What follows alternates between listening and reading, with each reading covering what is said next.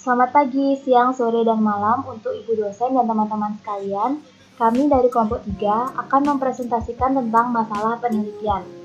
Sebelum itu, kami akan memperkenalkan diri masing-masing. Ada Bintang, Wiryantari Dewi dengan NIM 1807521143, Putu Ratia Sandria Dewi dengan NIM 1807521144, Wayan Dede Arya Pramana Putra dengan NIM 1807521145, Clarissa Amalia Tahir dengan NIM 1807521148, dan Intan Pranita Sari dengan NIM 1807521167. Materi pertama akan dibawakan oleh Clarissa. Baik, selamat pagi semuanya. Perkenalkan, nama saya Clarissa Amalia Tahir. Di sini saya akan menjelaskan tentang materi pertama. Yang pertama itu ada masalah penelitian. Pertemuan masalah dalam penelitian itu meliputi identifikasi bidang masalah, penentuan atau pemilihan pokok masalah, topik dan perumusan atau formulasi masalah.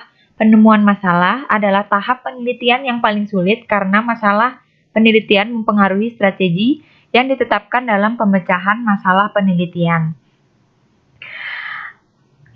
Selanjutnya itu ada tipe masalah penelitian. Tipe masalah penelitian tergantung pada disiplin ilmu dan bidang studi yang menjadi minat dan perhatian peneliti. Masalah peneliti pada dasarnya merupakan suatu keadaan yang memerlukan solusi.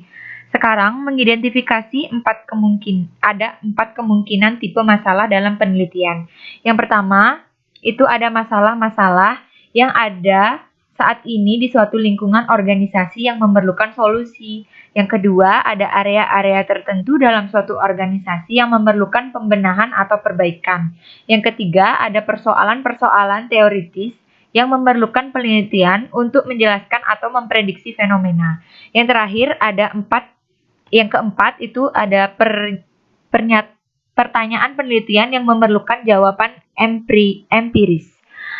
Materi selanjutnya akan dijelaskan oleh teman saya. Terima kasih. Saya Bintang akan mempresentasikan tentang sumber-sumber masalah penelitian. Sumber utama masalah penelitian berasal dari pengalaman dan literatur. Sumber masalah penelitian yang berasal dari literatur ada dua, yaitu literatur yang dipublikasikan dan literatur yang tidak dipublikasikan. Literatur yang dipublikasikan antara lain dalam bentuk buku teks, jurnal, atau teks database.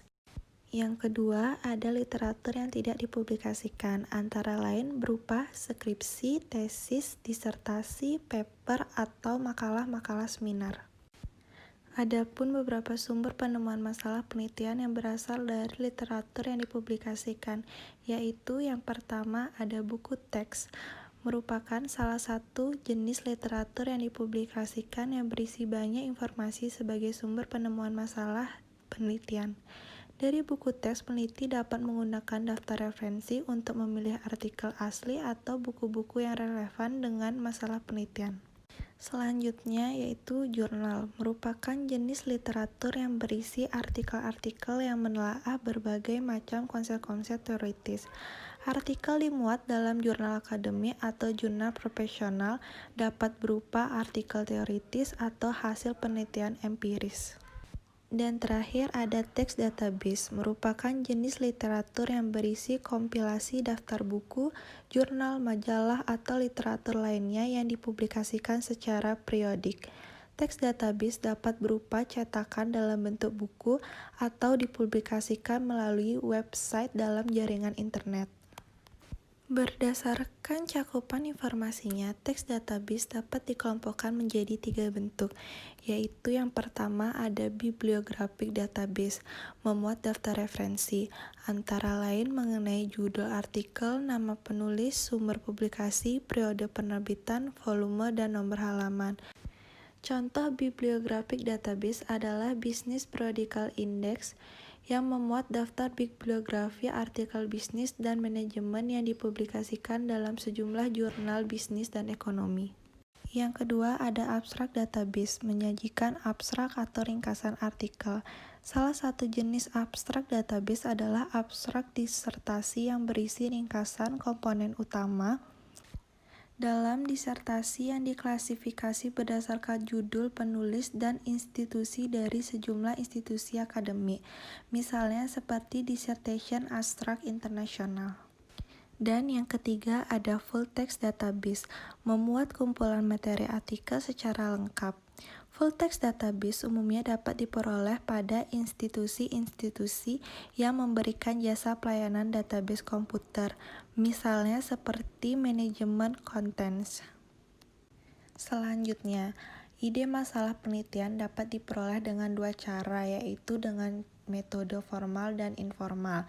Di metode formal, ada beberapa yang termasuk di dalamnya, yaitu yang pertama ada metode analog, yang menggunakan pengetahuan tertentu untuk masalah bidang lain. Yang kedua ada metode renovasi, memperbaiki atau mengganti komponen teori atau metode yang kurang relevan. Yang ketiga ada metode dialektis, metode mengajukan usulan pengembangan teori atau metode yang telah ada. Yang keempat ada metode morfologi, yaitu metode analisis berbagai kemungkinan kombinasi masalah penelitian yang saling berhubungan. Yang kelima ada metode dekomposisi. Metode ini membagi masalah dalam elemen yang lebih spesifik, misalnya masalah brand ke brand, loyalty konsumen. Dan terakhir ada metode agregasi, penelitian berbagai bidang untuk masalah penelitian yang lebih kompleks. Selanjutnya ada metode informal. Terdapat beberapa metode di dalam metode informal, yaitu yang pertama ada metode perkiraan atau intuisi, yang masalah penelitiannya berdasarkan intuisi bisnis. Kedua, metode fenomenologi, yaitu observasi informal fakta. Yang ketiga, ada metode konsensus yang berdasarkan konsensus praktik bisnis. Dan terakhir, ada metode pengalaman yang berdasarkan pengalaman orang atau organisasi. Baik, di sini dengan saya Ratia akan melanjutkan materi presentasi. Materi selanjutnya yaitu kriteria pemilihan masalah penelitian. Dalam memilih masalah penelitian tidaklah mudah untuk dilakukan.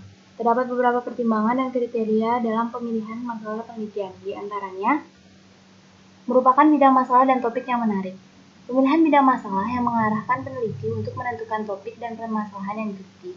Bisa saja inisiatif penelitian dapat berasal dari peneliti atau pihak sponsor yang membiayai proyek penelitian, di mana bidang masalah dan topik yang menarik yaitu permasalahan yang sedang viral atau hal-hal yang jika diteliti memiliki dampak positif bagi sekitar. Jika ide berasal dari penulis itu sendiri, maka penulis cenderung memilih bidang masalah yang menarik perhatian dan bidang yang dikuasai oleh penulis itu.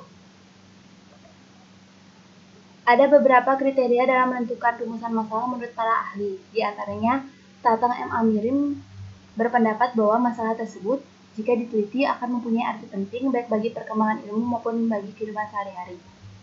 Yang kedua, kesimpulan penelitian mempunyai daya simpul yang cukup lama, artinya dapat digeneralisasikan bukan cuma saat penelitian dilakukan, melainkan sesudahnya juga.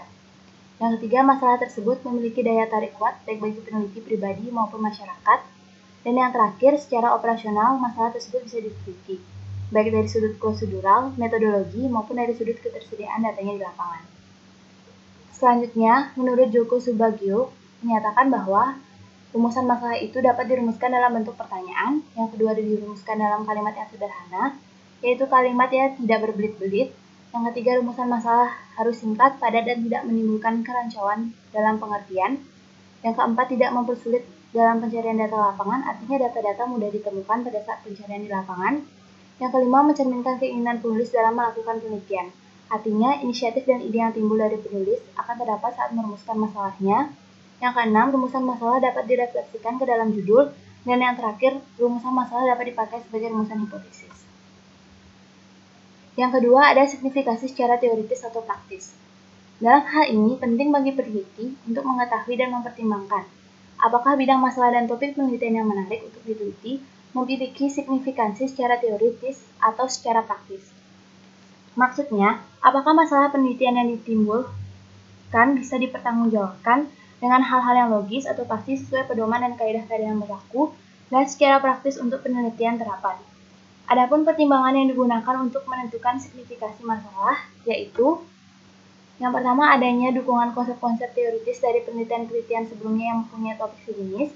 Yang kedua, tersedianya dan dapat diperolehnya data yang relevan dengan topik penelitian. Dan yang terakhir, kontribusi hasil penelitian terhadap pengembangan teori atau pemecahan masalah praktis. Yang ketiga, dapat diuji melalui pengumpulan dan analisis data. Masalah penelitian yang baik tidak hanya bergantung terhadap pemenuhan kriteria yang sesuai dan pemilihan topik yang menarik, serta mempunyai signifikan secara teoritis atau praktis, tetapi masalah itu juga dapat diuji melalui pengumpulan data dan analisis data. Masalah yang terlalu umum cenderung akan melibatkan banyak variabel dan jumlah data yang harus dikumpulkan, sehingga peneliti akan sulit menginterpretasikannya. Sebagai contohnya, seorang peneliti ingin meneliti untuk menguji pengaruh sistem penyusunan anggaran terhadap peningkatan kinerja. Nah, dari contoh tersebut merupakan masalah yang umum dengan cenderung memiliki banyak variabel, di antaranya anggaran partisipatif dan kinerja unit analisis berupa manajer secara individual dan bagian organisasi. Yang selanjutnya dispesifikasikan lebih lanjut ke dalam beberapa rumusan masalah yang spesifik, yaitu apakah penyusunan anggaran partisipatif mempunyai pengaruh terhadap peningkatan kinerja manajer secara individual?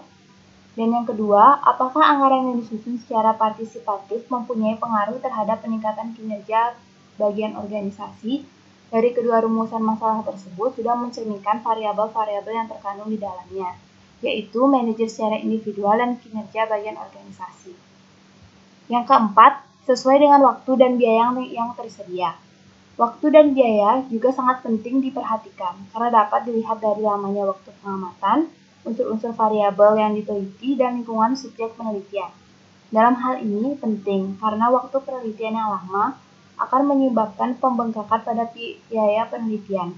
Apalagi sumber dana berasal dari peneliti itu sendiri, maka waktu dan biaya penting untuk diperhatikan. Materi selanjutnya akan dijelaskan oleh teman saya. Baik, di sini saya Dede Arya Pramana Putra akan melanjutkan presentasi mengenai materi pedoman merumuskan masalah penelitian. Ada beberapa pendapat mengenai pengertian rumusan masalah. Yang pertama, Surya Brata 2000. Rumusan masalah sering diartikan sebagai suatu pernyataan yang lengkap dan terperinci mengenai ruang lingkup masalah yang akan diteliti. Yang kedua, Doto Hadi Prawiro 2006. Merumuskan sebuah masalah berarti mendeskripsikan dengan jelas masalah yang dihadapi atau sebuah penyederhanaan suatu masalah yang kompleks menjadi masalah yang dapat diteliti. Yang ketiga, Subianto 1999. Perumusan masalah adalah untuk memperjelas ruang lingkup penelitian serta agar peneliti dan pengguna hasil penelitian mempunyai persepsi yang sama tentang penelitian yang dihasilkan. Menurut Indrian Toro dan Cupomo 1949, di dalam rangka perumusan persoalan penelitian perlu diperhatikan beberapa syarat yang dipergunakan antara lain. Yang pertama, first hand information atau informasi dari tangan pertama. Maksudnya di sini ialah dalam mencari segala informasi atau ide-ide baru hendaknya menanyakannya langsung kepada orang yang paling mengetahui tentang hal itu. Contoh sederhananya, ketika kita ingin mengetahui buku pedoman atau buku utama yang digunakan mata kuliah metodologi penelitian, seandainya kita menanyakannya langsung kepada dosen pengempu mata kuliah metodologi penelitian. Yang kedua, mempelajari semua informasi yang mungkin ada dengan membaca literatur by reading.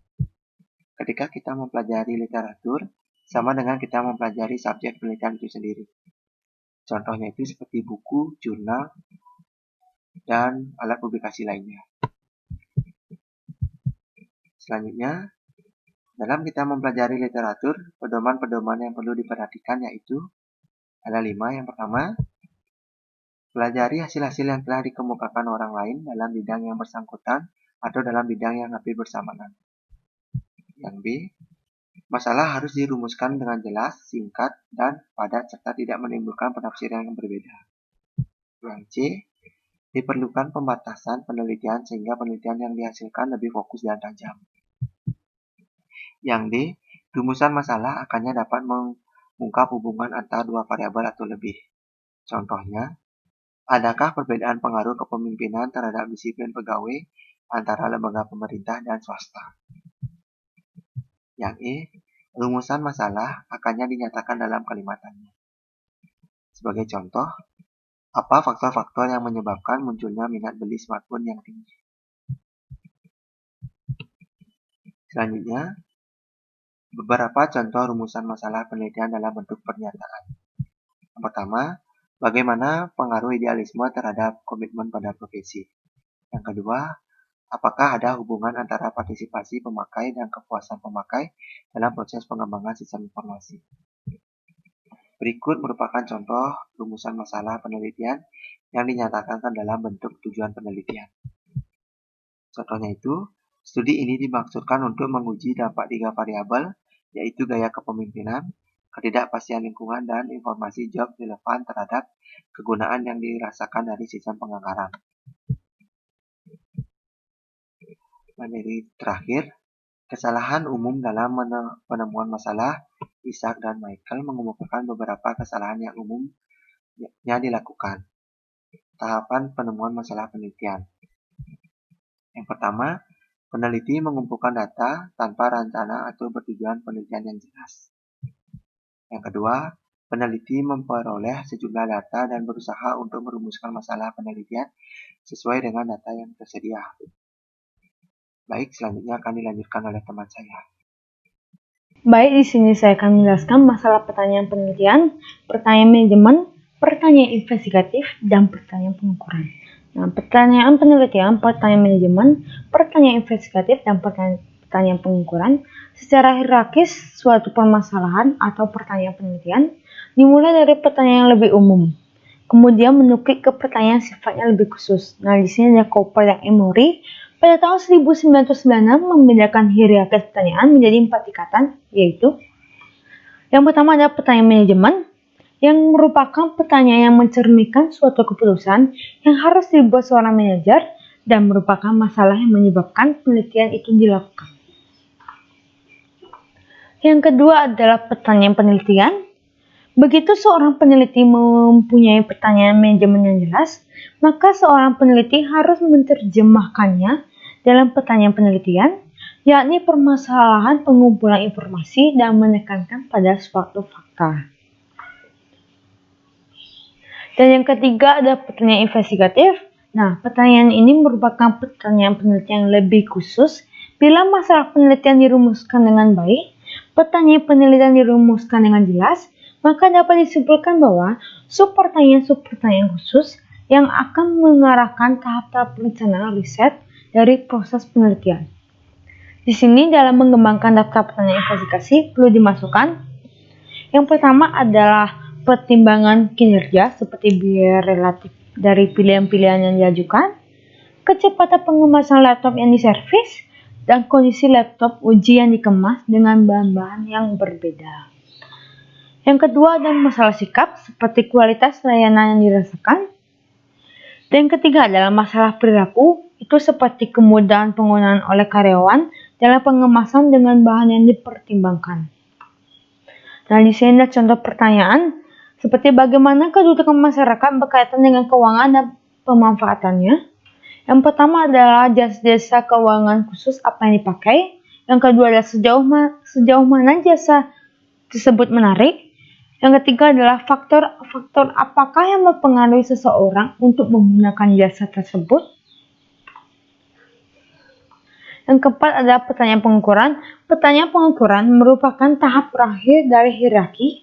Dalam survei, pertanyaan pengukuran merupakan pertanyaan yang sebenarnya diajukan kepada para pertanyaan ini muncul dalam kuesioner.